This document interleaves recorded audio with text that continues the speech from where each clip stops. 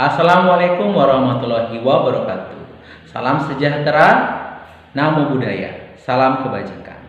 Perkenalkan, nama saya Iwayan Suryanegara SPD, calon guru penggerak angkatan 6 dari SD Negeri 1 Kesyut, Kecamatan Keramitan, Kabupaten Tabanan. Halo Bapak Ibu guru hebat semuanya.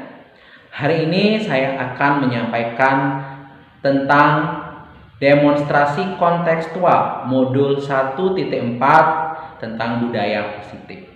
Pada video ini saya akan memperlihatkan kegiatan segitiga restitusi yang saya lakukan bersama siswa-siswa saya di SD Negeri 1 Kesyut.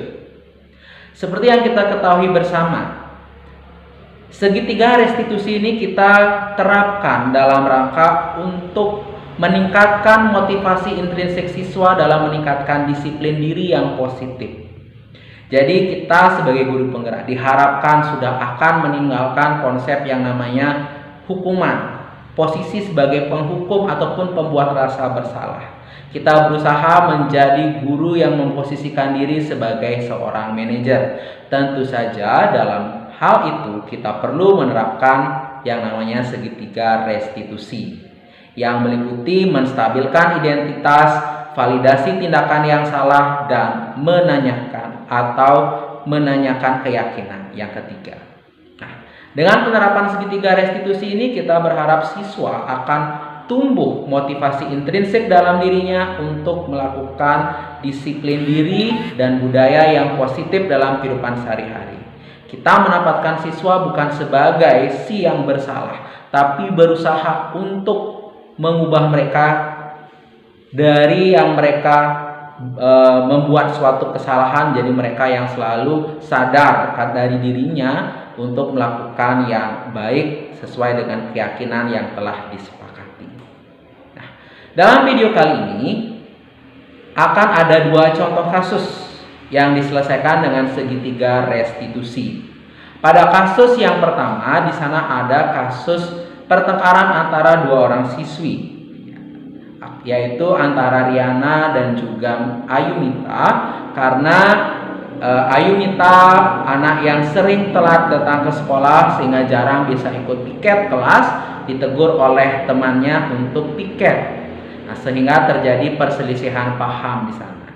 Nanti akan diselesaikan dengan segitiga restitusi.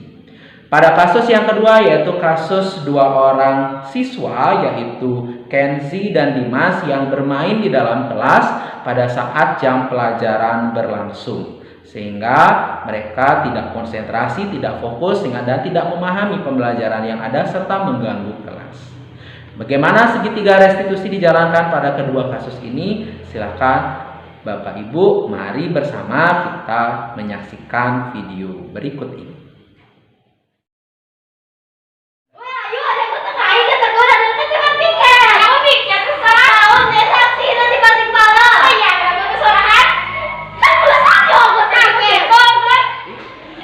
Kenapa?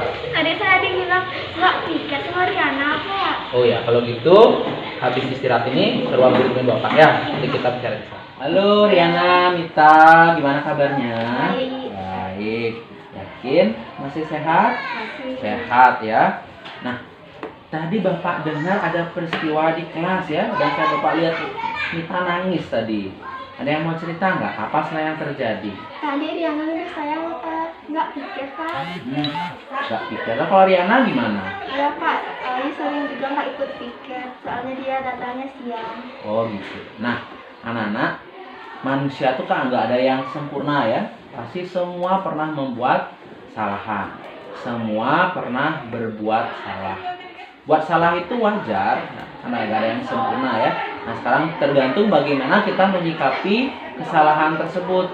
Jadi menurutnya Riana tadi, Mita nggak piket, itu sehingga Riana menegur Mita. Nah, kalau Mita kenapa tadi sampai nangis? Tadi kan Riana nyuruhnya piket ya, saya piket. Oh gitu. Nah, ini anak-anak ya. Untung tadi juga ya, Mita tidak sampai ngamuk ya, tidak sampai melempar-lempar barangnya ya. Jadi usahanya untuk istilahnya ya, menunjukkan harga dirinya karena dimaharin sama Riana ya. Nah, Riana juga untung ya sampai nggak marah-marah ke Mita ya karena Mita dikatakan tidak piket. Nah sekarang kalian pasti punya alasan kan untuk melakukan hal tersebut. Kalau Riana dulu, apa alasannya menegur Mita? Soalnya dia kan sering datang siang, jadinya nggak sering ikut piket, teman sudah selesai Oh piket. gitu. Betul gitu Mita? Kenapa datang siang? Karena kan rumah saya juga jauh, Pak. Rumahnya jauh. Jadi kalau dilihat dari apa yang kalian sampaikan, untung ya kalian tidak melakukan hal yang lebih buruk ya. Untung kita rumahnya jauh, tidak sampai bolos terus ya. Yang penting datang walaupun terlambat. Tapi kalau terus-terus terlambat datang, kira-kira gimana Mita? Baik nggak kira-kira? Enggak ya. Nah kalau misalnya akhirnya Mita jadinya mengalami hal seperti sekarang karena Mita akhirnya sering datang siang dari temennya. Benar Mita sering datang siang? Apa penyebabnya? Selain rumahnya jauh, apa yang juga menjadi masalah? Saya kan Bangunnya gimana? bangunnya terlalu siang. Oh gitu, bangunnya terlalu siang, malamnya main. Nah, sekarang dari apa permasalahannya tadi? Nah, kalau dari Mita sendiri, apa yang Mita bisa bayangkan akibatnya kalau Mita datang terlambat ke sekolah? Tidak bisa mengikuti piket. Tak bisa piket. Jadi kalau ke sekolah sering terlambat itu kan terburu-buru. Bisa aja bukunya lupa gitu kan di rumah jadinya. Jadi belajarnya juga tidak nyaman karena terburu-buru. Nah sekarang menurutnya Mita dan Riana, apa sih yang harus kita lakukan, yang kalian lakukan biar tidak terjadi seperti itu? Kalau Riana gimana? Tidak begadang, bisa bangun pagi. Kalau dari gini tadi, alasan Riananya menegur Mita tadi karena Mita gak piket. Kira-kira kalau nanti menemukan teman yang seperti itu lagi, apa yang harus Riana lakukan biar tidak bertengkar? Menasihatnya dengan sopan. Nah, harus dengan sopan ya, lebih sopan mungkin supaya tidak ada perselisihan paham ya. Kalau Mita sendiri gimana? Apa yang Mita harapkan sekarang?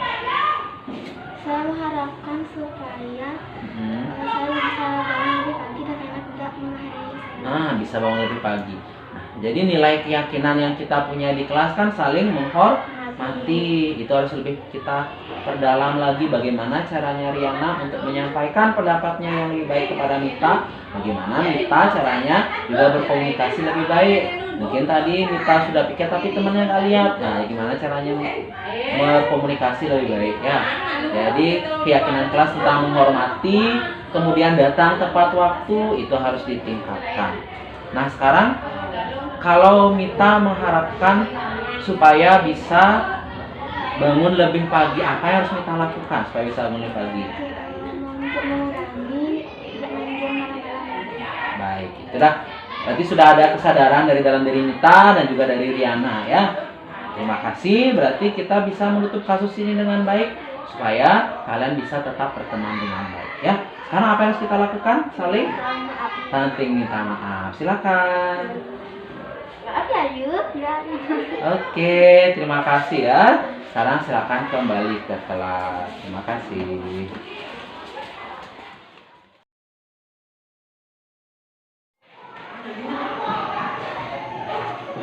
Paman Jalil.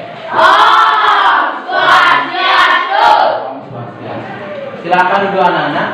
Kita akan mulai pelajaran hari ini ya. Seperti yang sudah saya sampaikan sebelumnya, hari ini kita akan mempelajari tentang seni rupa, yaitu seni murni dan terapan. Baik anak-anak, seperti yang kalian sudah tahu bahwa seni itu adalah hasil budaya cipta karsa manusia. Nah, menurut fungsinya karya seni itu dibagi dua. Ada karya seni rupa murni dan ada karya seni rupa terapan. Nah, Apa itu karya seni rupa murni? Karya seni rupa murni adalah karya seni yang hanya dinikmati keindahannya. Sedangkan karya seni rupa terapan adalah karya seni yang memiliki fungsi keindahan. Halo. Kenzi sama Dimas, kalian tahu apa itu karya seni rupa murni dan terapan? Kok bisa tahu, kan Bapak baru menjelaskan.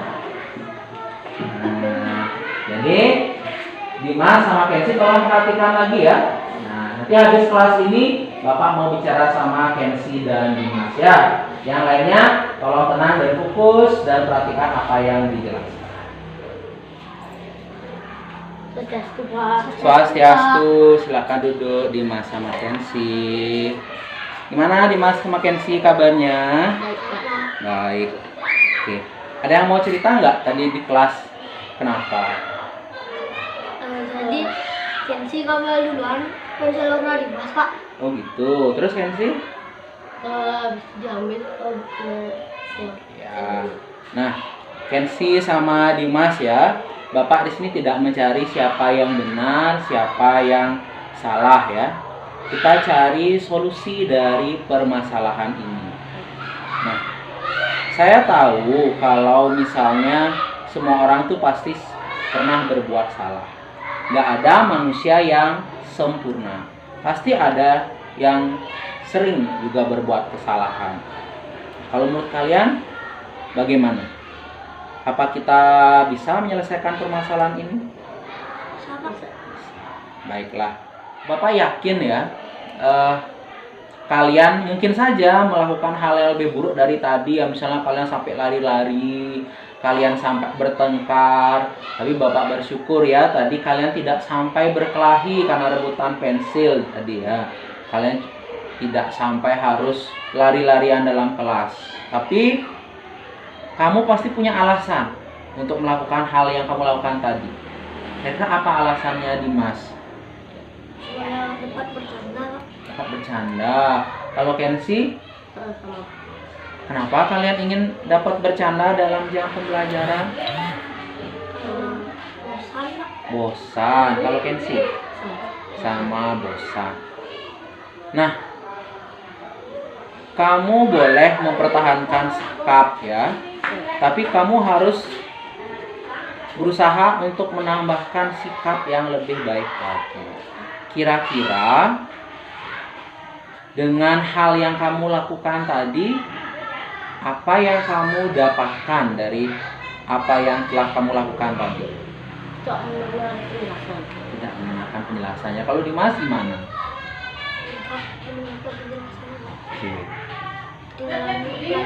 Oh, nah sekarang Dimas sama Kenzi sudah menyatakan tadi kalau tidak mendengarkan jadinya ketinggalan pelajaran. Nah, Dimas sama Kenzi masih ingat nggak keyakinan kelas kita?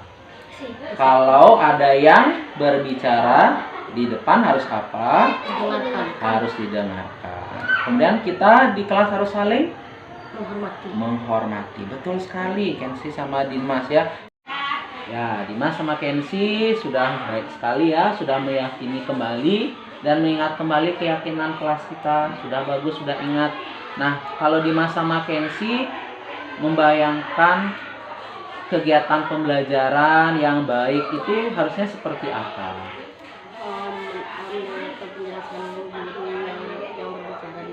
Oh ya, kalau Dimas? Oh sama, baik. Nah sekarang bagaimana setelah kejadian ini, apa yang akan Dimas sama Kenzi lakukan? Kalau Dimas gimana?